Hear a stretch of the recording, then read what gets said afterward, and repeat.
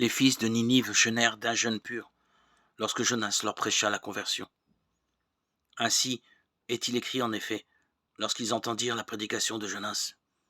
Ils décrétèrent un jeûne permanent et une supplication ininterrompue, en étant assis sur des sacs et de la cendre. Ils ôtèrent leurs vêtements délicats et revêtirent des sacs à la place.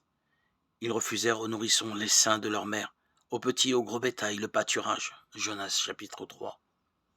Et voici ce qu'il est écrit.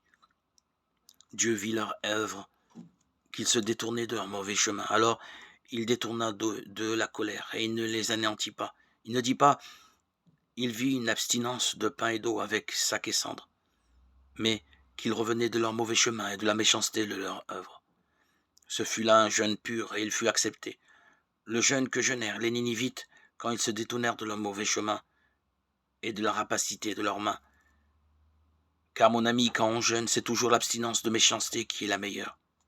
Elle est meilleure que l'abstinence de pain et d'eau, meilleure que courber le cou comme un crochet et se couvrir de sacs et de cendres, comme le dit Isaïe, chapitre 58, verset 5. En effet, quand l'homme s'abstient de pain, d'eau ou de quelque nourriture que ce soit, qu'il se couvre d'un sac et de cendres et qu'il s'afflige, il est aimé, beau et agréé. Mais ce qui agrée le plus, c'est qu'il s'humilie lui-même, qu'il délie les chaînes de l'impiété, qu'il coupe les liens de la tromperie,